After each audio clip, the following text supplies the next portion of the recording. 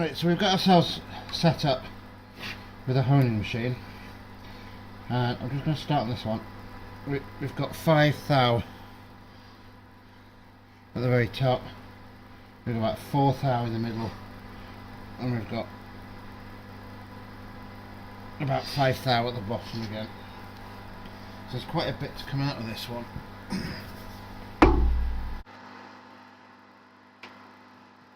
Right, so when we started honing this,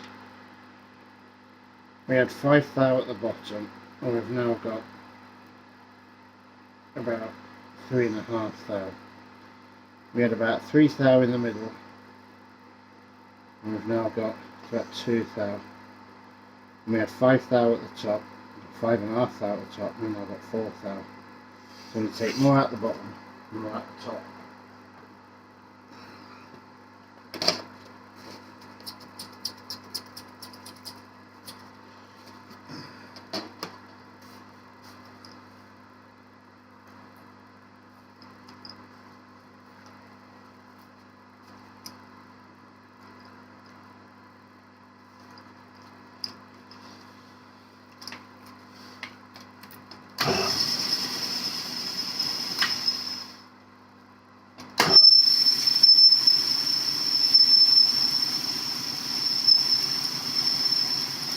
So we'll concentrate a little bit on the bottom.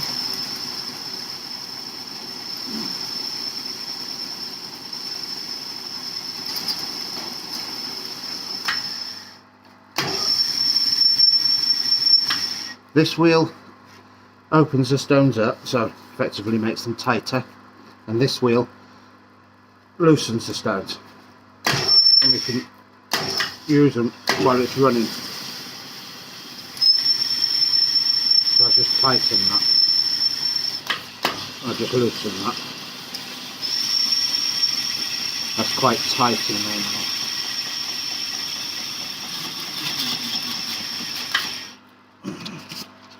now. The lubrication.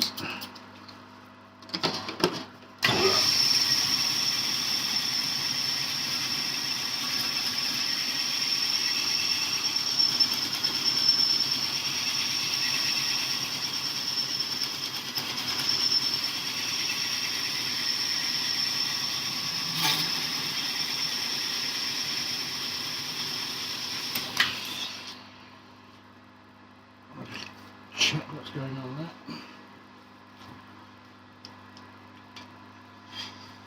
Starting at the bottom.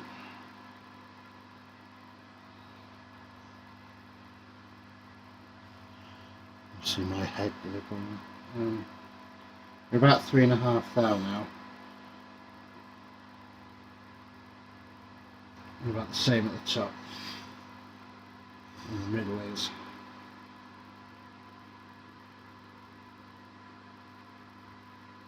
about 1.5 thou.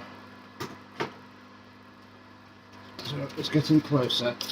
I don't like the fact that the middle is nearly there and the top and bottom isn't. But we can only work with what we've got. What should have happened is this block should have been honed for the sleeves to the right dimensions before the sleeves were fitted. Because the block will be all sorts of shapes after decades of use and heat cycles. So by pushing the new sleeves straight into the original bores, it's just followed what distortion that the block might have had, and these sleeves are designed that we can take a bit out before we fit the sleeves to true the block up. So unfortunately the sleeves have got the same distortion the block's got, and we're taking it all out with the sleeve. Isn't really the way to do it, but it's what we've got. The only other alternative is to take the sleeves out, which will destroy them, and then hone the block and put some new sleeves in.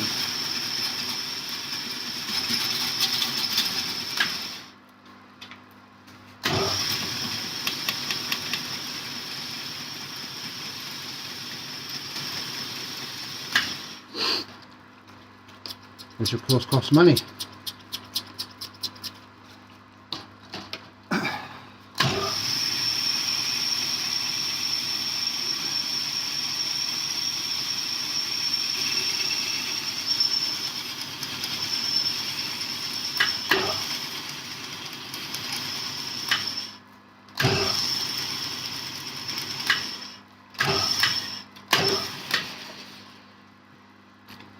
check.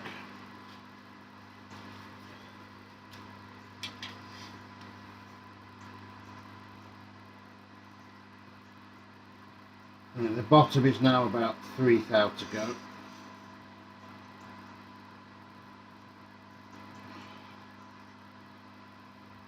And the top is about 3.5.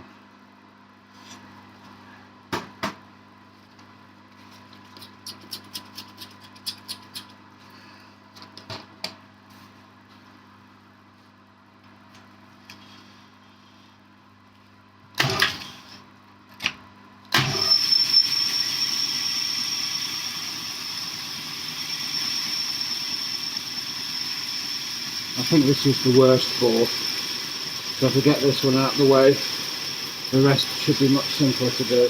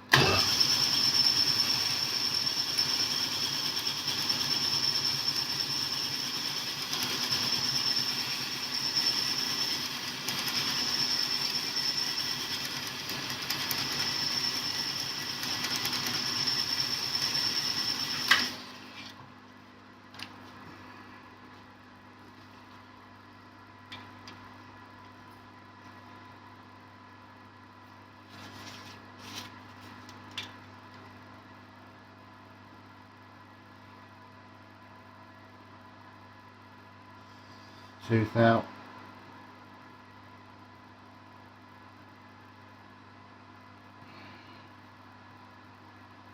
Two and a half out. Tooth out. So we're starting to come very even down the bore. Just a little bit more on the bottom, and then we can start doing all of it.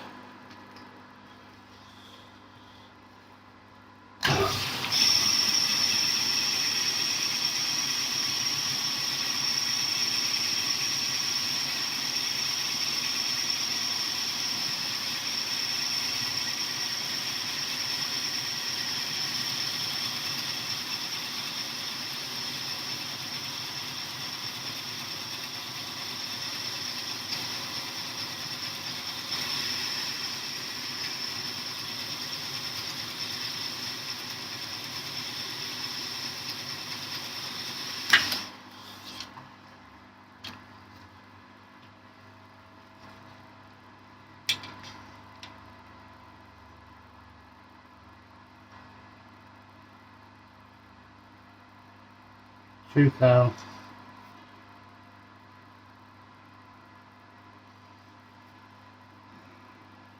One thou. Tooth out the very top.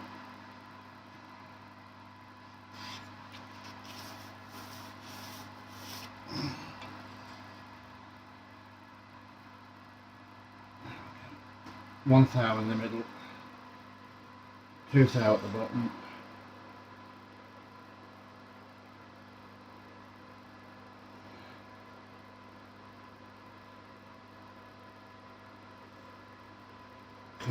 It's very wobbly. Simple. It'll all come out. Right, a bit more at the bottom.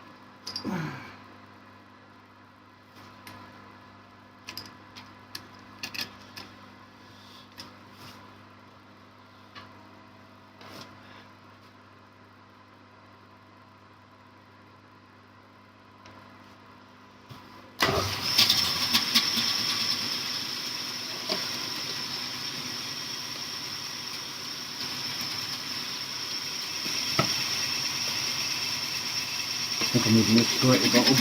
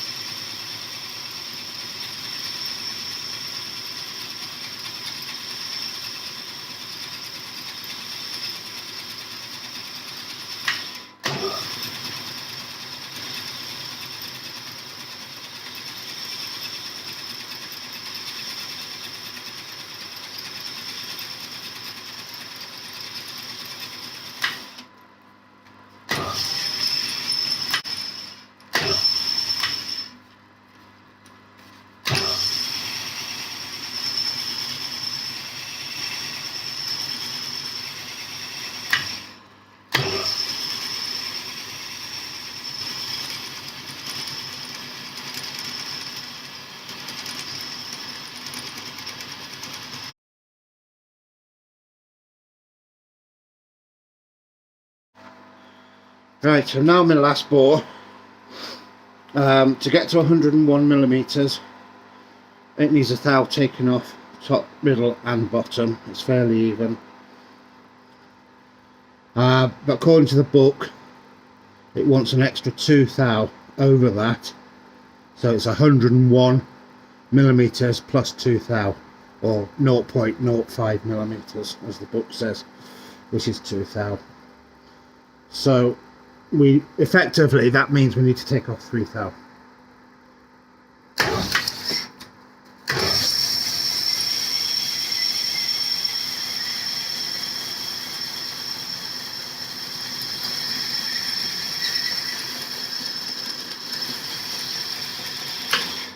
That's biting quite hard. Need to be careful we don't overshoot.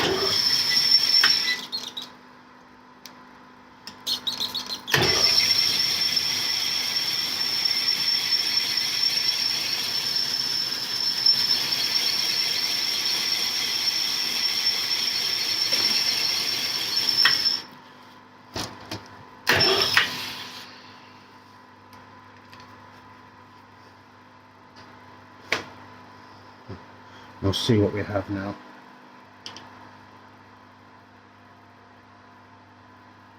Right, that's spot on 0.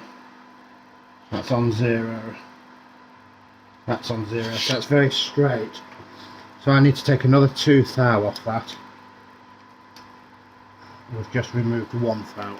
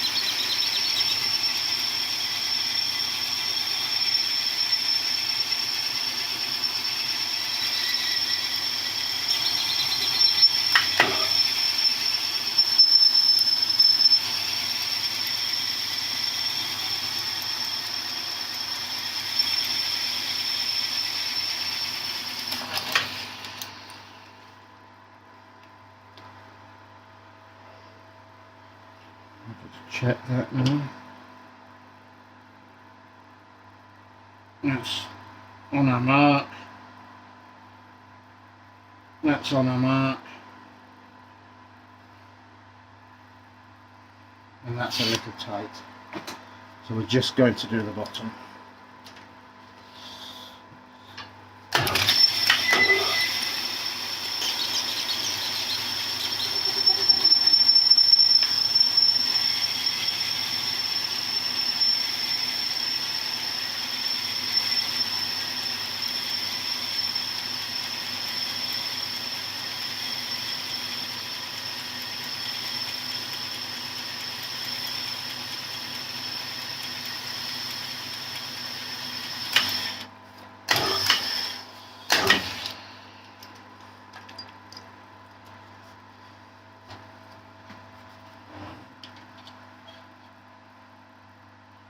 idea.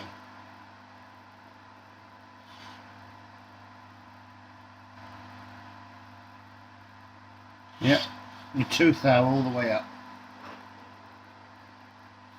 So, it's quite a big block, but even so it's warmed up. Not much.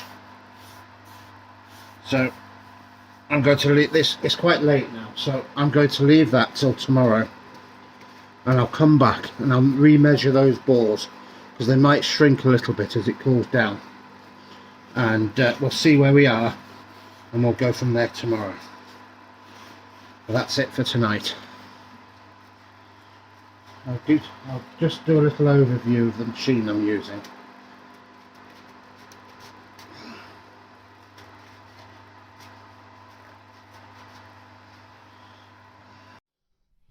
Right, I'm in my second workshop. I have a Churchill surface grinder. That'll surface 8 inches depth and 30 inches long. I have a TIG welder. XE engine, in case anybody's interested in such things.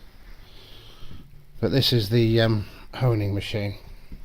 It's missing its there's a piece that comes off the back here that sticks out about 12 inches with a sliding weight on it to help you balance the machine. That's missing, so I've just got a piece of steel hanging off it. That's a block we've just bored. It's very dark, it's night time now, so you're not going to see much. I'll try and take some more pictures in the daylight. But this is the machine. It's pivots on this joint here, and it swings around on its column. There's a motor here, a couple of belts go up to this, drive this shaft here. This is a variator, so you can vary the speed of the unit. It does a bit more than that. It's also a dampener, so if you get any jams on the stones, this will dampen it all down and stop you breaking stones. So you can't just not have it and use a VFD to run this to control your speed. You do need this dampening unit, or some dampening unit. So that drives a shaft all the way to the head. This is the head.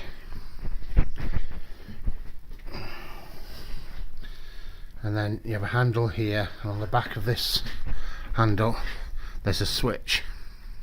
When you press the switch, it turns the motor on, and obviously if you let go of it, the motor stops, and it stops pretty quickly as well.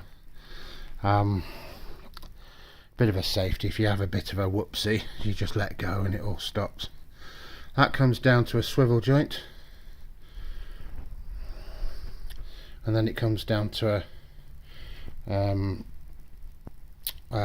adjuster.